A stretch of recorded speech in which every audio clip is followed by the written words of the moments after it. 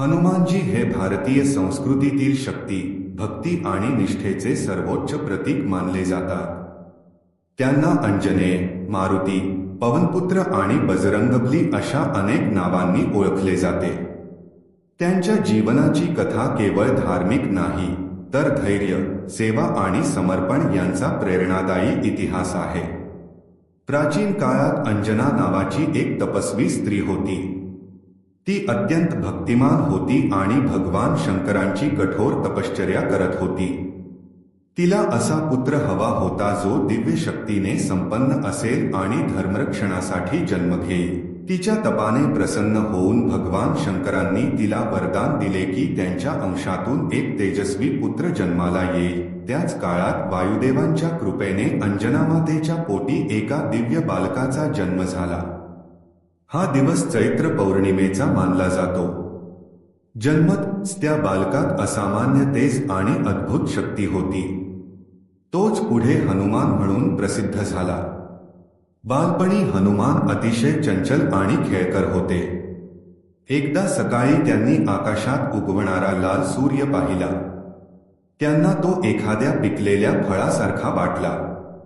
ते लगेच आकाशात झेपावले आणि सूर्य पकडण्याचा प्रयत्न करू लागले. पाहून देव घाबरले. इंद्रदेवांनी वज्राने त्यांच्यावर प्रहार केला. त्या प्रहारामुळे त्यांच्या हनुवटीला दुखापत झाली. म्हणून त्यांना हनुमान हे नाव मिळाले, हनुवटी. हे पाहून वायुदेव रागावले आणि त्यांनी संपूर्ण जगातील वायू थांबवला. सर्व जीव त्रस्त झाले. मग सर्व देवांनी येऊन बाल हनुमानाला अनेक वरदान दिली. ब्रह्मा, कोणतेही अस्त्र त्यांना मारू शकणार नाही. इंद्रा, वज्राचा प्रभाव होणार नाही. सूर्या, सर्व ज्ञान देईल. यम, अकाल मृत्यू नसेल. हनुमानजींना अपार शक्ती मिळाली, पण ते खूप खोडकरही होते. ते ऋषींच्या आश्रमात जाऊन मजा करत. त्यामुळे काही ऋषींनी त्यांना शाप दिला की ते स्वतःची शक्ती विसरतील जोपर्यंत कुणीतरी त्यांना ती आठवण करून देणार नाही.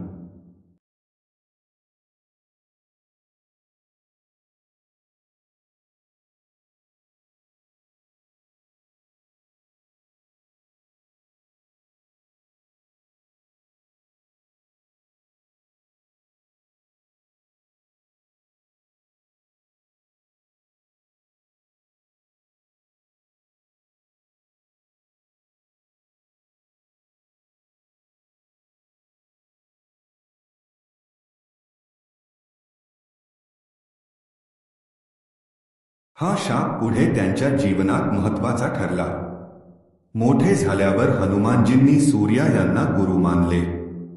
सूर्यदेवांचा रथ चालू असतानाच ते त्यांच्यासोबत चालत शिक्षण घेत. त्यांनी वेद, शास्त्र, व्याकरण, युद्धविद्या आणि तत्वज्ञान शिकलं. त्यामुळे ते केवळ बलवान नव्हे, तर अत्यंत बुद्धिमानही झाले. काय गेला?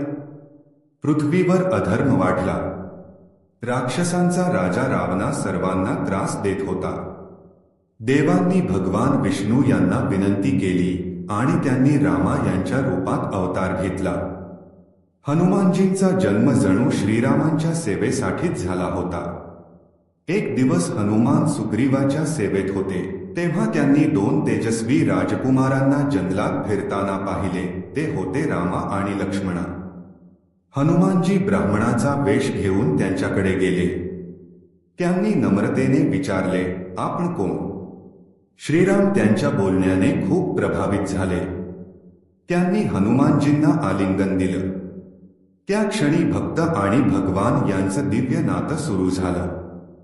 हनुमानजींनी श्रीरामांची भेट सुग्रीवा यांच्याशी करून दिली. त्यानंतर सीतेच्या शोधासाठी वानरसेना तयार झाली. जेव्हा समुद्र पार करून सीता यांचा शोध घ्यायचा होता, तेव्हा सर्वजण थांबले. तेव्हा जांबवन यांनी हनुमानजींना त्यांची विसरलेली शक्ती आठवण करून दिली. क्षणात हनुमानजी विशाल झाले. त्यांनी श्रीरामांचे नाव घेतले, जय श्रीराम, आणि एका प्रचंड उडीत समुद्रावर झेप घेतली.